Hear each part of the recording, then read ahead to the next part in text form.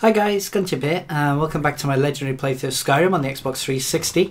We're currently here in Windstad Manor, which is the Hearthfire DLC. Iona's finally turned up, which is nice. Shadamir's here as well. And this episode we're basically going to build our own house. So I'm going to show you some of the options that you can have. But the first thing you want to do, and the main reason why you want to bring a follower or your housecarl, is for this very important reason. Let's get going. Because now, once you've built your first little small house, you'll get the option, if you speak to them, that I need a steward for my house. Are you interested? I'd be honored to be your steward. You've built a fine steading here. Well, actually I've built a little shack in the middle of nowhere, but anyway. And the main reason you want to do it is these two options here. As rather than you having to go and mine stone or clay, or have to run back and forth from the sawmills like I mentioned in the last episode, you can simply just go here. What are we running short of? And buy them, which is a heck of a lot easier, I've got to say. So let's go for 200 of each. I'll see to it at once. Is there anything else you need? Okay, now I've got to admit that was really painful because you have to do it one by one, but we got what we needed, so that's kind of cool. All right. The other good thing you can do as well, you can make actual improvements to your house. Certainly. What did you have in mind? And this I didn't know, and it's actually changed my mind about Hearthfire a little bit, because you can actually add a carriage, which is basically your own personal fast travel point. But as well as going to the main cities like a normal Skyrim taxi service does, it actually encompasses other places as well, like Iverstead, Dragon's Bridge. So it basically connects you to the rest of Skyrim quite easily. You can also have a bard, although God knows why you'd want that, especially if you get married and stuff, because I'm not quite sure about having a bard in my house when I'm away on adventures. You can buy a horse, which is quite useful once you build a stable. You can also have a cow, which will give you jugs of milk every so often, which you can use in your cooking to make food and stuff like that. And you can also have chickens, and chickens, as you know, give chicken eggs, which makes a very good potion when mixed with blue mountain flower and bone meal. But we won't bother with these just yet, because I want to get on to building our house. You do that. So as you can see now, our log pile's gone up to 223. And if we check in this crate, because that's normally where the supplies get delivered to, as you can see we've got 200 clay and 200 quarried stone. So we'll take that on board. And first things first, let's check out the extra items that we can add to our house. So we can have an animal pen, which is quite useful. Again, you can have chickens with that, which will give you eggs, so we'll definitely have one of those. Armourer's workbench, so you can actually improve. You can actually smith. There's an anvil, I think, so it's definitely worth it. There's a fish hatchery in the case of this particular house in Morthal. Each one has a different kind of unique aspect to it. This will allow you to breed your own fish, which is kind of cool, so having those. We'll definitely have a garden. A stable we'll definitely have, so we can keep a horse in it. And then we just need a grindstone and a smelter. Now these are optional because you can actually put them inside your house as well. But I like to have them outside as well, just in case you just want to quickly dive in, do some smithing and whatever, and be on your way without having to sit through a load screen. Now to do this we need some iron fittings for the grindstone, and we need some iron fittings for the smelter. So that works. So let's get over here. And just to speed things up, I'm going to bang out about, I don't know, 20 of each of these as well, because we're going to need them, so do bear with me 1 second.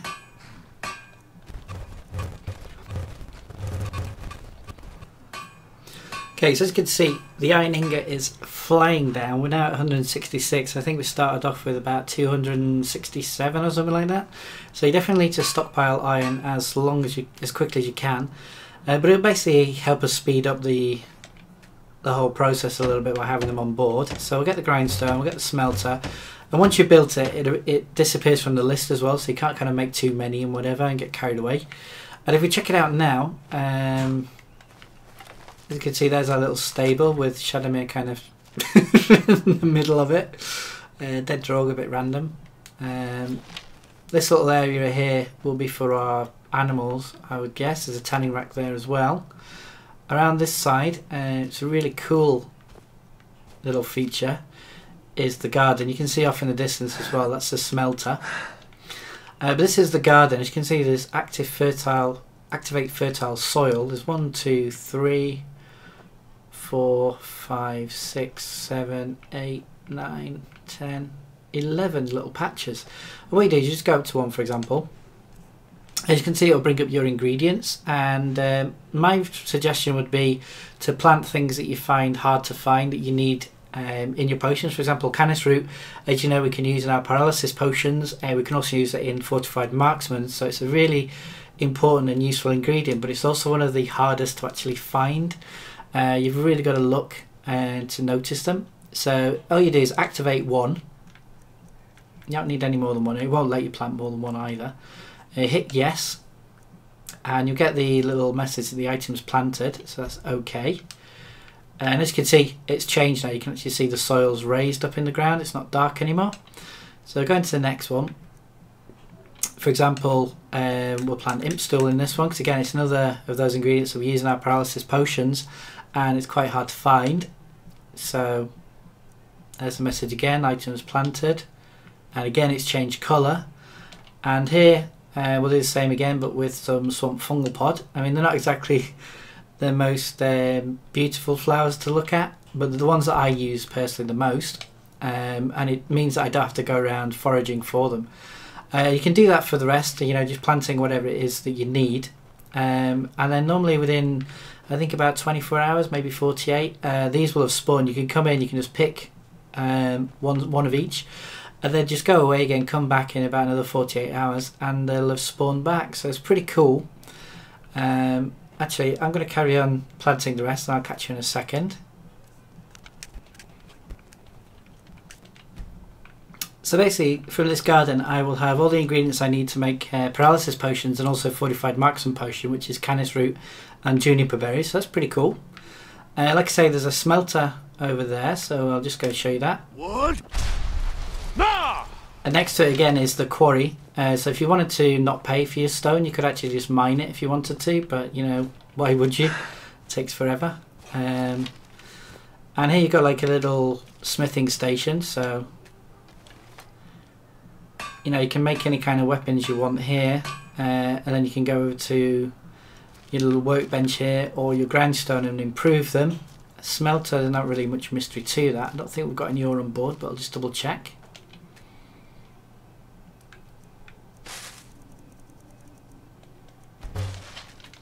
Okay, we had some random silver, which is kind of cool. And then over here is where the rest of our house is going to kind of be built. What I want to show you is the unique aspect of this particular house is the fishery, which is down here. I'll just show you how that works. Again, I should really... Oh. Actually, let's take out those hawkers. Just because otherwise they'll probably eat my fish. There we go. So yeah, as you can see at the moment, I don't think there's going to be anything in here. No, as you can see, there's nothing in here right now. Oops. So what you need to do is, I'll just quickly run around and show you. Oops.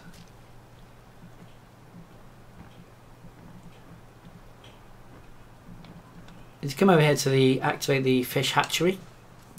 You can just choose again which kind of fish you want to populate it with. So for example, River Betty, which you can use in potions of slow. We can add that. We can add some hist carp, why not? And some Cyrodiilic spadetail. And then again, once you come back in about 48 hours, it'll actually have fish in there that you can just farm whenever you want, which is kind of, you know, useful. It basically speeds things up when you have to you know, forage for ingredients. Now you don't have to. You can basically pick the ingredients that you actually want to have to hand. So I'm going to quickly speed this up as we get to the front door, and I'll catch you guys in a second. What?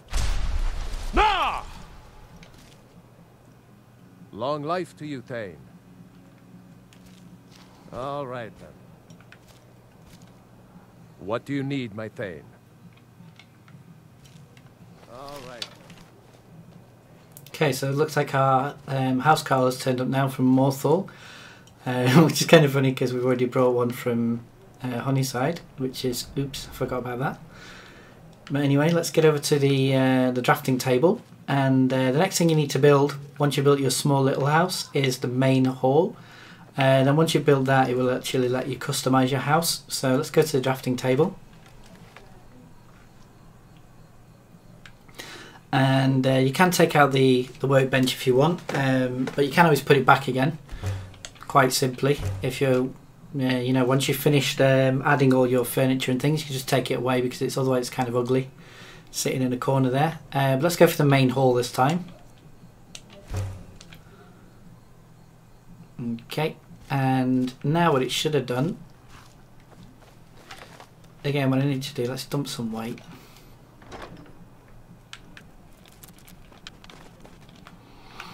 Okay, finally we can move a little bit faster now.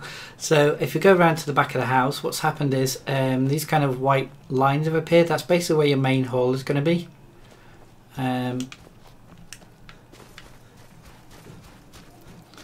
Let's get over here again. Let's pick up all the stuff because we're probably going to need it. That's been done. And if you go into the carpenter's workbench now, okay, that's random.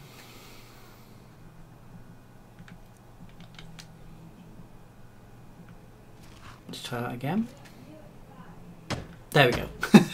So again, you got the house, and you just got to work your way through. So if it's on the main hall, it's going to take one iron fitting, one sawn log, a lock, 2 hinges and 2 nails. And then you've got obviously the foundations, you got the floor, wall framing.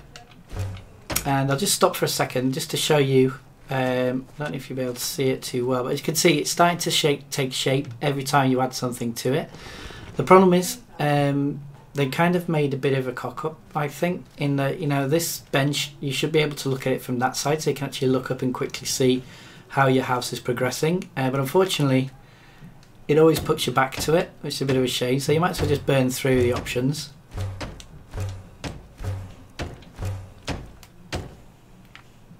Okay, and then again, I'm just going to ditch some stuff, so do bear with me a second. Okay, I'll just show you how that looks. So as you can see now, we've got a whole new area to the house. If we go inside, I'll just quickly show you how that is as well.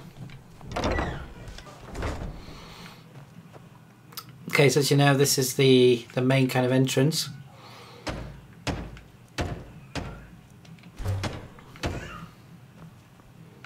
So we've got a little fireplace going there. And then if we go into here, there's 2 floors to it. But it's quite bare, as you can see. There's a little workbench here, and again it'll give you options to build containers. You can build a safe, you can build some chairs, weapon racks, shelves, and you can also put in a blacksmith's anvil inside your house, which is quite cool. And this is one of the reasons why I was going so crazy for hunting. You need some large antlers and some leather strips to make a mounted elk antlers, so we'll do that. And then once you've done it, as you can see, it disappears from the list. So it's quite a good little mechanic, so you don't go overboard. And then there it is. So, you know, not that bad. And then also you've got a cellar. As you can see, it's quite dingy, but it is quite large. Especially this area here, as you can see, there's all these little alcoves. It's pretty impressive. Whoops. And again, you've got a little workbench here. So I'll show you some of the options. You can build various containers. Can't remember how many they are, but you can have like 10 safes, for example, if you've got enough steel. You can make some display cases, although to be honest, don't get too excited with these because you can't actually put anything in it, or at least I can't work out how to.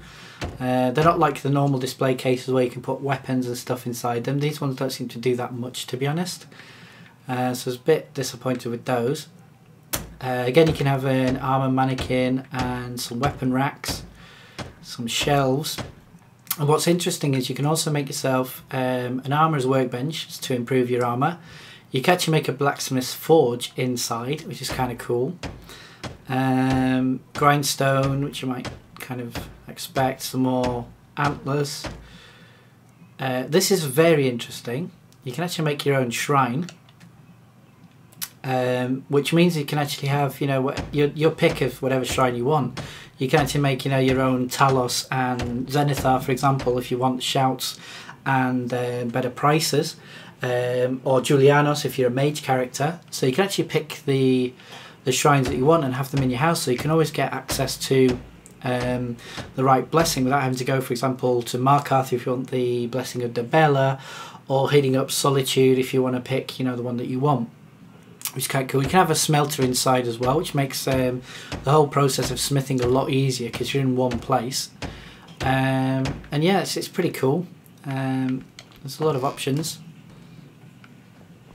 And then I think in this main area as well, if we check out this workbench in the miscellaneous, you can also make yourself an alchemy lab and an arcane enchanter, because some of the options for your house, which you'll see in the next episode, is actually towers for alchemy and enchanting. But obviously if you want all of them, you can, it's not a problem. We'll put in a fireplace for now, just for the heck. There you go. So already it's starting to take shape, and as you can see, you'll get some free stuff for doing that. Like we've got some garlic and some elves' ears, which is nice. I'll just quickly show you upstairs again. Completely bare at the moment, but that's only temporary. And there's another workbench here. Again, more containers. You can have beds and things. Well, weapon racks, shelves, and chandeliers. So, you know, it's quite cool.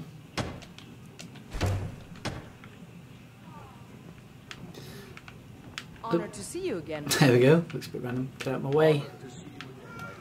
And that's pretty much, so that's it for this episode, guys. Obviously I'm trying to get through this as quickly as I can, but there's so much to show you. Coming up on the next episode, we're actually going to add the personalisation to this property, because you can actually add to each house 3 towers or 3 areas, depending on what you feel that you need. So I'm going to show you in this property, you know, just 3 random ones, and then we'll go on to the next area, build the next house, and do the next 3, just so you get an overall view of the various options that you have with the Hearthfire DLC. Because to be honest, at first, like I said before, I thought it was pretty pants, but now I can actually see quite a lot of value in it, especially if you're going to do like I've been doing in this series, which is rather than do your smithing and your alchemy and your enchanting on the fly, you just go for mad kind of you know, smithing sessions where you try to burn through the levels as quickly as you can. Then coming to a place like this and building everything you need in one spot is pretty cool. So I'm going to leave it here, guys. Like I say, I hope you're finding this this little series interesting. Like I say, it's not very combat heavy, so I do understand if you've been skipping these episodes, but I hope you'll join me for the next couple as we go through the rest of the DLC, and I'll catch you all next time. For now though, as always, thanks for watching, take care, and peace.